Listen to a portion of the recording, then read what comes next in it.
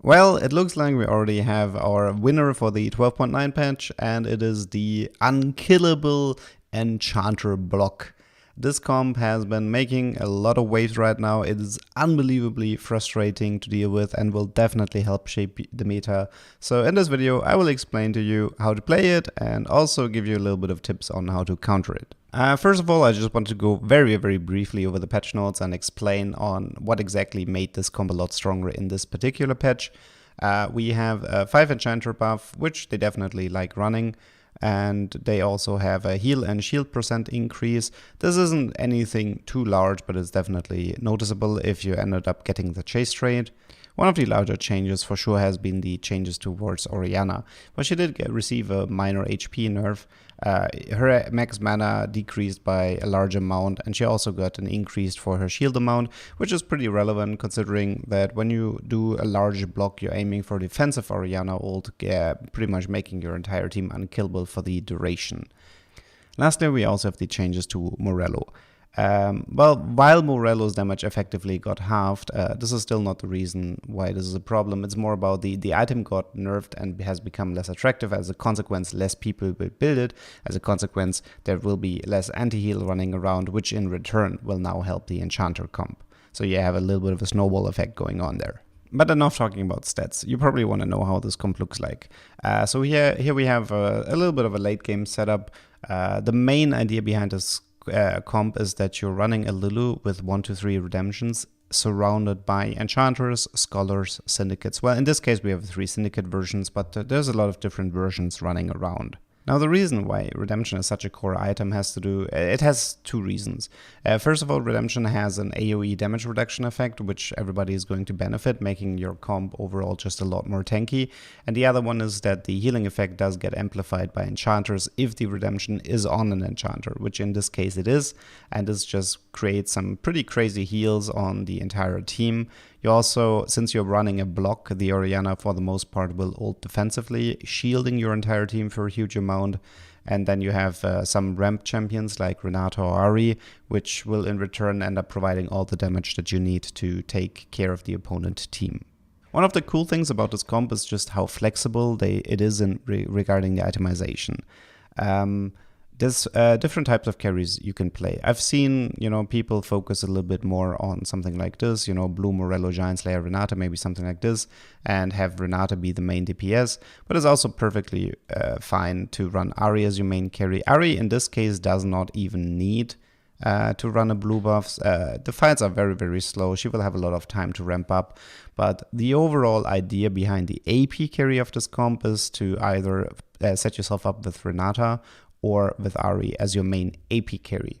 But the cool thing about this comp is also that you don't have to run this as an AP carry comp. For example, if you get lucky with Senna, then it's perfectly fine to set yourself up with any type of Senna carry. And Senna is also flexible, Giant Slayer, Infinity Edge, Last Whisperer, Ginzo, Deathblade, whatever you find. So you actually, if you end up getting too many physical items, you have a unit where you can dump all those items, still get a huge benefit out of it. And this means it's pretty much impossible for this comp to low roll any type of components. As for the frontliners, it's pretty much a split between Morgana and Vex, depending on who you hit 3-star first. Morgana is obviously preferable since you're running a lot of Enchanters. It will increase your shield by a lot. Vex, don't forget, Enchanters don't actually increase the shields of non-Enchanters, meaning that Vex 3-star won't have a larger shield just because you're running Enchanters. This makes Morgana overall the better tank of the two, but with Morgana being so contested, you might find yourself in a situation where you find the Vex 3-star a lot earlier than Morgana. And also, this is something I should mention, this is a little bit how your early/mid game looks like, and you're running Yordles, meaning the Yordles might help you get towards a Lulu 3 or Vex 3, and this in return will make it more interesting to set yourself up with Vex as the main tank. But and again, you're very flexible and you can make a lot of adjustments throughout the course of the game, so you shouldn't worry too much about it. And here to showcase a little bit of the gameplay, well, the main issue about this comp is just the tankiness. If you lose against this comp, you pretty much are guaranteed to receive a huge amount of damage, because either you kill all of them or you pretty much kill none of them. They're incredibly tanky, they have magic resistance, they have huge shields, they have a lot of healing, they have AoE damage reduction from Redemption. It's just a huge hassle to kill this comp, especially if you're running any type of AP setup. And therefore my recommendation, if you don't want to play this comp or if you're looking to counter this comp, I think on this patch you are likely better off aiming towards physical setups. The two main recommendations would be some sort of a Clockwork Draven setup, who seems to be doing pretty well after his latest buffs. He did receive a 15 AD buff on 12.9 and you can definitely notice this, but also any type of Jhin sniper setup can be pretty strong. I feel like, you might need 4 snipers, maybe 6.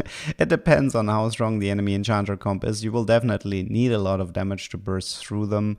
But it's definitely not impossible to beat this comp. I mean, a lot of people will tell you this comp is completely impossible to beat and yada yada yada. But no, it's I've definitely lost my fair share with this comp when I thought I had a pretty solid setup. I think one of the issues that the Enchanter comp overall has is that they're very reliant on having either Morgana 3-star or Vex 3-star. And what's going to happen is that this comp is going to become more popular. Everybody will end up pulling out Morgana and Vex, and they're gonna deny themselves the 3-star frontline. And if they don't have the 3-star frontline with Morgana Vex, then this comp can fall apart faster than you'd think. So the more popular this comp gets, the weaker it becomes, because they're gonna start cannibalizing each other. And this is going to make dealing with it a lot easier. If you're looking for some pre-LP, I would suggest sprinting towards your ranked button and try to abuse this comp as much as you can. It's definitely going to spike in popularity within the next days. It's definitely extremely strong and easy to play. So yeah, that was it for me today. I hope you learned something and see you the next time.